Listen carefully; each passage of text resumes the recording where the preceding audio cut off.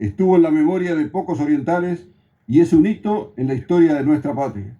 Un hito porque desde aquel 29 de abril de 1825 se empezó a forjar la orientalidad en medio de la opresión brasileña, que nos había identificado como la provincia cisplatina. Hacía solo 10 días que 33 orientales, o quizás más, habían desembarcado en Playa Graciada. Venían con el corazón repleto de orientalidad en busca de la liberación de la opresión extranjera. Sus éxitos en Dolores y posteriores logros cruzando tierras de Soriano hinchaban el pecho de estos criollos. Quizás eran pocos para tan trascendente fin. El cruce del río Uruguay y el desembarco fortalecieron el coraje en su pecho. En el trayecto se fueron agregando otros paisanos. Ya eran más que 33, pero quizás eran pocos para lo que había que lograr. Si bien venían al mando de un gran general como don Juan Antonio Lavalleja, quizás eso no bastaba para enfrentar las fuerzas brasileñas que ocupaban la provincia. Es en Monzón, en esta manga de piedra, en este mismo suelo, que vio pasar en diferentes oportunidades a nuestro héroe José Artigas, ya sea con sus patrullas o en sus viajes hacia Villa Soriano. Y en 1811, con la columna de la Redota, el denominado Éxodo del Pueblo Oriental, es el mismo suelo que fue testigo del pasaje de aquel destacado sacerdote que fue el padre Damaso Antonio Larrañaga en su viaje a caballo hacia Paysandú, tan participativo en la formación de la historia de nuestra patria.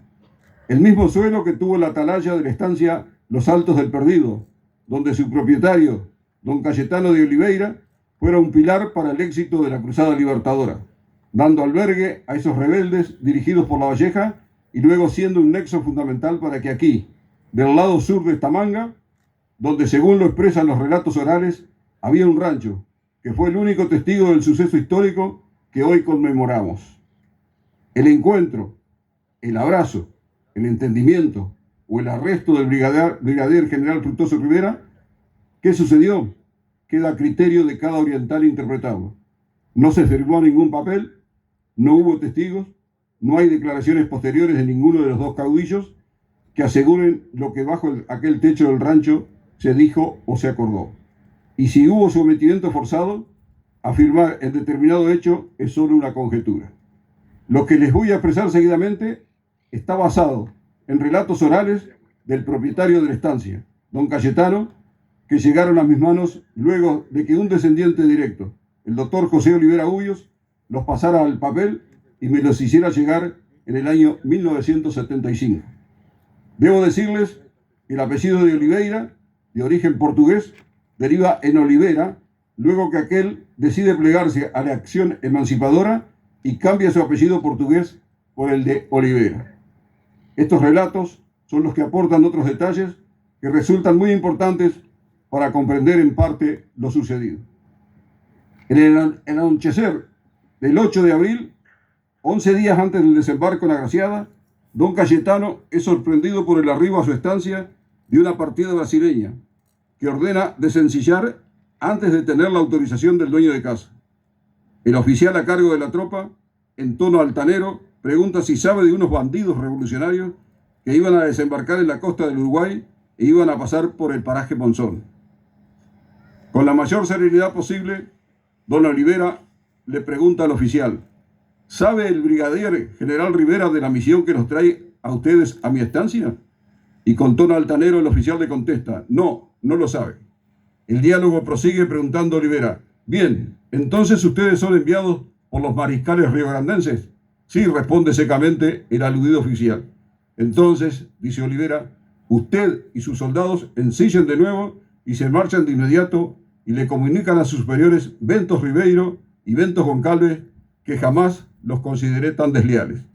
Al día siguiente, el 9 de abril, y por intermedio del joven Chasque Guerequís, hijo de uno de los mayordomos de la estancia, lo envía a que informe a su hermano Francisco Olivera que de inmediato le hagan saber a Rivera y a Leonardo Olivera que estaban próximos al Colla, lo que la partida brasileña anda buscándolos, a los desembarcados en Agraciada.